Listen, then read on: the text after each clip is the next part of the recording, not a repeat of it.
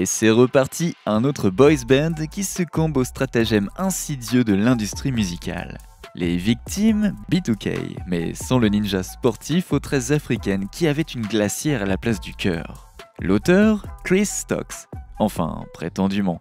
Acronyme de Boys of the New Millennium, B2K a pris d'assaut l'an 2000, apaisant ainsi les angoisses de chacun face au prétendu bug de l'an 2000 qui vous a tous amené à faire des stocks de provisions comme si votre vie en dépendait. Mais heureusement pour vous tous, Lil Fizz, J-Bug, Raz-B et Omarion étaient là pour vous offrir la dose d'évasion qu'il vous fallait à ce moment-là. Ils sont venus, ont laissé tomber quelques bangers, un film et ont disparu avant d'atteindre le 5e anniversaire de l'existence du groupe. Depuis, les membres se sont tous séparés, laissant derrière eux une traînée non résolue de secrets, d'animosités et de crimes qui n'avaient pas quitté les coulisses de la fragile formation de B2K, en tout cas jusqu'à présent.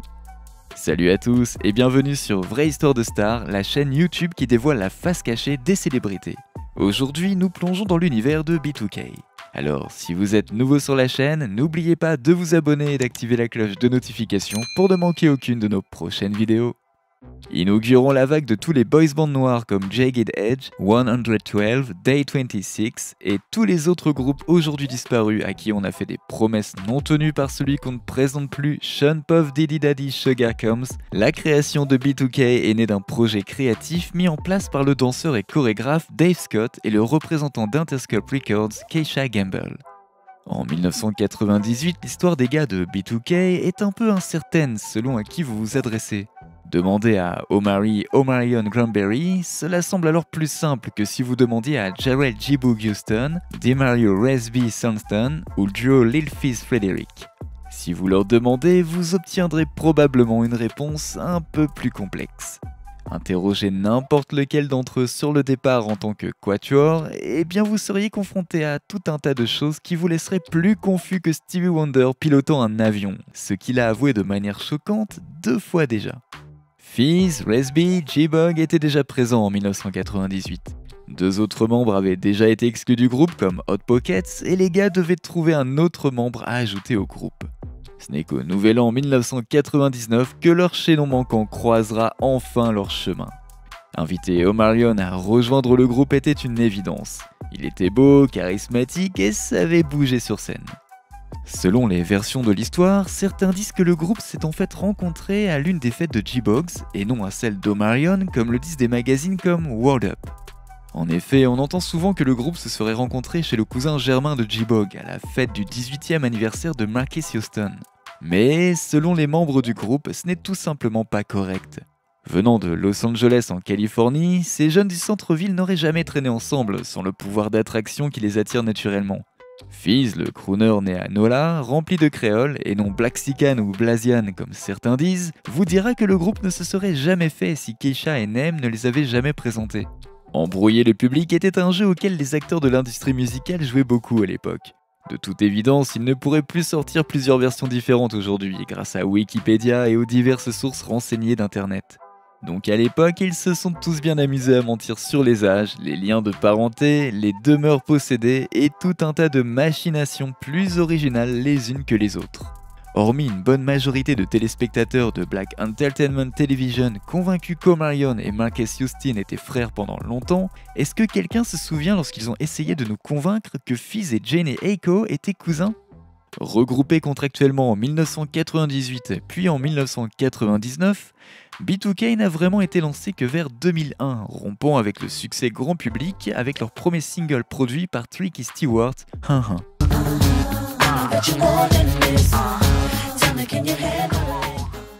Le disque de danse répétitive a culminé à la 37e place du Billboard Hot 100 et son clip met en scène un jeune Jane et Aiko. Leur premier album éponyme, B2K, a rapidement atteint la 2e place du classement du Billboard Hot 100. Le tout premier album pour adolescents est devenu certifié disque d'or et comprend les singles God Stabby et Why I Love You. Vers la fin de l'année, la domination mondiale de la mission B2K était pleinement en vigueur et J-Boog, Raz-B, Lil Fizz et Omarion étaient placardés ainsi que leurs affiches sur les murs et les plafonds des adolescents du monde entier. Le Scream Tour avec Lil Boward Woward allait bientôt voir le jour avant de revenir en 2002 avec leur 4e single Bum Bum Bum qui nous a tous fait sauter.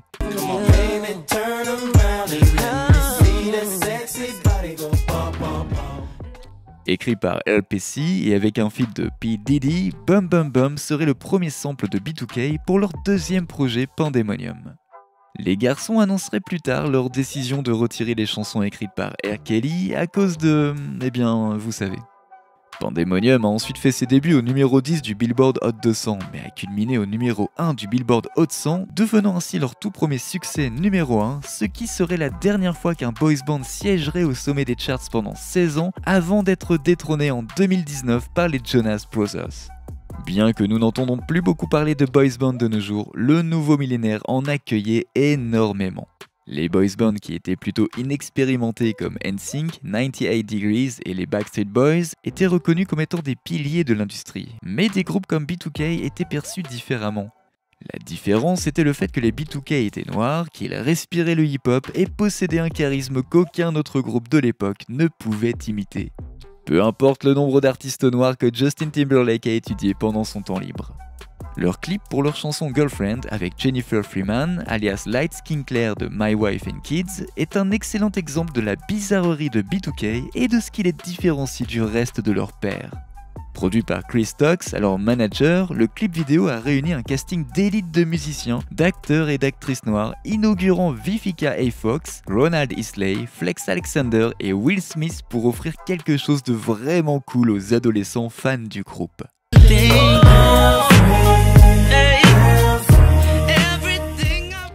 Leur chant, chanté à 90% par Omarion, avait plus d'attitude, les paroles traduisaient un sentiment de maturité, leurs mouvements étaient effectués avec aisance, les vestes en velours surdimensionnées et leur style en général semblaient être plus efficaces que leurs homologues Pop Kids Bop et Disney.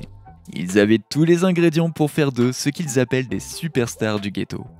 Être des superstars du ghetto leur a valu une pléthore de nominations, dont plusieurs prix au Black Entertainment Television et au Video Music Awards. Ils avaient remporté leur premier Kids' Choice Award en 2003 pour le meilleur groupe de chant et avaient même tourné un emblématique film de danse urbaine, You Got Served.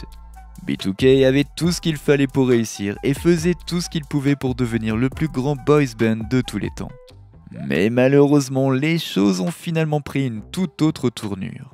Au moment de la sortie de You Got Served, le groupe s'est dissous sans avertissement, laissant ainsi les fans de B2K partout dévastés. Une annonce du manager du groupe, Chris Stokes, fit savoir que B2K en tant que quatuor hip-hop ferait bientôt partie du passé. Stokes a ainsi cité des désaccords internes comme cause de leur rupture avec lui et leur label Epic Records. Nous découvrirons bientôt que Chibok, Fizz et Raz-B avaient bien reçu leur lettre de fin de contrat, mais que le leader Omarion était de son côté fin prêt pour entamer sa carrière solo sous la direction de Chris Stokes. Les 3 autres membres ont rapidement publié une déclaration affirmant qu'ils voulaient juste être traités équitablement. Ce n'est que des années plus tard que Fizz et le reste du gang sortiraient de l'ombre et nous raconteraient tout le scoop sur ce qui s'est réellement passé au cours de leurs jeunes années dans le boys band, et c'est un sacré bazar. Croyez-moi, ce qu'ils avaient à déverser en termes de révélations était bien plus proche des chutes du Niagara qu'une simple tasse de thé. Mais avant de passer à B2K sans Omarion sur le podcast Drink Champs de Revolt, je vais revenir à l'année 2022 lorsqu'Omarion et Mario nous ont offert l'un des battles versus les plus drôles que nous ayons vus jusqu'à présent.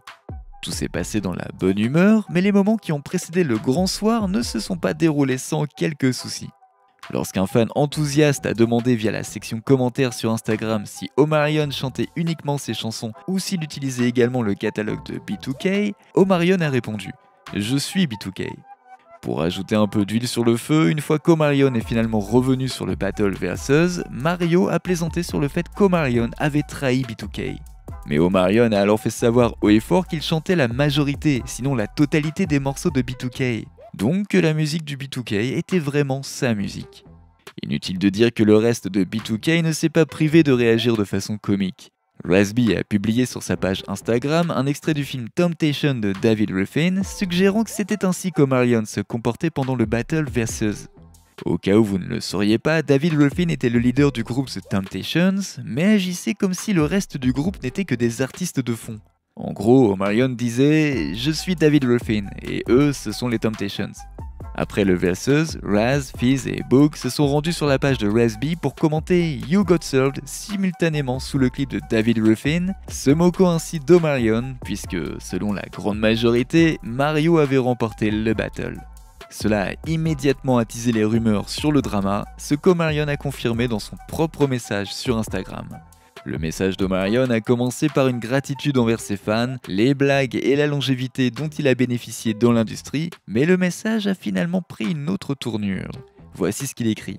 Pour mes 3 danseurs de fond, je ne suis pas surpris car c'est comme ça que vous avez toujours été, même lorsque vous étiez dans le groupe. Vous espérez que j'échoue, eh bien continuez à espérer car je croule sous les projets. En attendant, vous devriez vraiment trouver un travail, autre que celui d'envier ma carrière. Ça tombe bien, j'ai entendu dire qu'UPS recrutait en ce moment. De la bouche d'Omarion, apparemment ses confrères de B2K auraient eu un problème avec lui. Au cours de leur Scream Tour, à l'époque, les 3 autres prévoyaient déjà de faire leur propre truc en écartant Omarion des festivités et étaient alors déjà en train de diviser le groupe. En fait, Omarion dit que le groupe a même failli éclater en pleine tournée.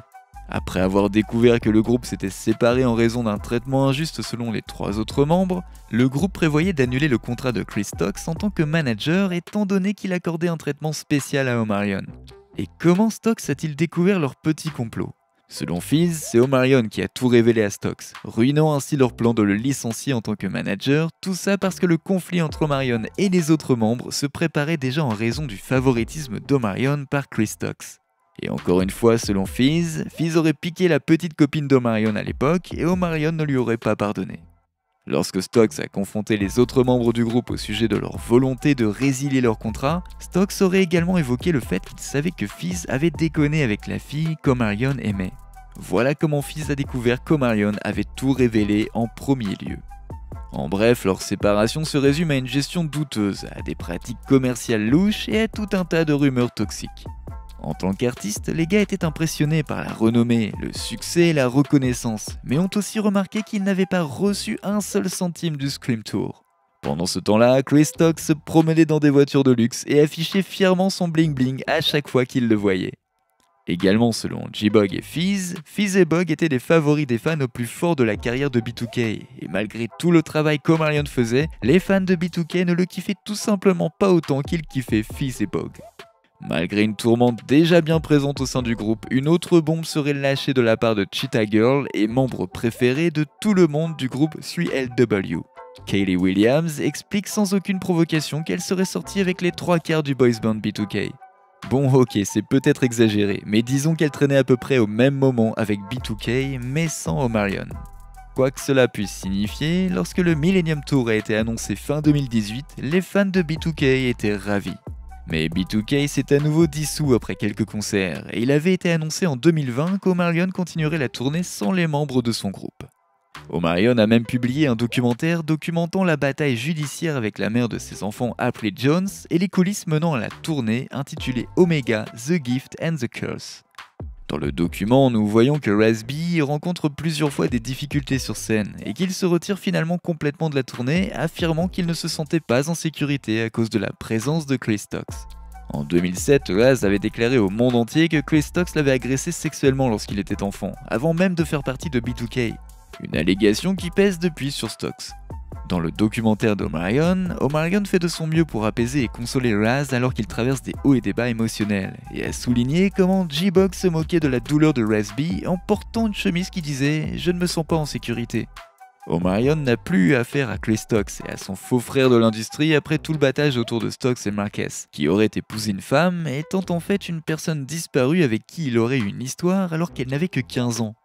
J-Bog est lui toujours en froid avec Stocks, Fizz sort avec April, la petite copine d'Omarion, quelques années seulement avant la tournée Millennium, faisant savoir indirectement qu'il a tendance à s'en prendre spécifiquement aux copines d'Omarion. Omarion, lui, ne dit rien de ce qui est réellement arrivé à B2K jusqu'à ces dernières années. B2K a évoqué négativement Omarion à maintes reprises en essayant de brosser un tableau assez flou et je pense que nous pouvons donc tous comprendre pourquoi Omarion ne rigole plus trop avec eux. Mais je ne suis pas là pour influencer les opinions de qui que ce soit, je vous laisse faire votre propre choix. De la création du groupe à la séparation et aux retrouvailles qui n'étaient pas vraiment des retrouvailles, l'histoire de B2K a été semée de beaucoup de tromperies, de troubles intérieurs et de dramas qui, honnêtement, ne sont pas toujours très cohérents. Mais malheureusement pour les fans de B2K, selon les informations que nous avons en notre possession, les garçons ne se remettront pas ensemble de sitôt, et cette saga pourrait bien se poursuivre jusqu'à l'an 3000. Peut-être que d'ici là, les gars mettront leurs différends de côté et se réuniront enfin d'une manière dont les fans rêvent depuis toujours, ou peut-être pas. Récemment, Omarion est toujours actif dans l'industrie. Fizz fait tout pour se faire remarquer du monde entier, Raz se bat toujours contre ses propres démons intérieurs, et Bog est quelque part en train de se détendre loin des yeux du public. Et vous pensez que B2K se reformera un jour? Selon vous, qu'est-ce qui a vraiment brisé le groupe? N'oubliez pas de laisser des commentaires pour partager avec nous votre avis et opinion sur toute cette histoire et peut-être nous apporter des idées neuves sur tout ça. N'oubliez pas de cliquer sur le bouton d'abonnement pour rester à jour sur toutes nos vidéos. À bientôt!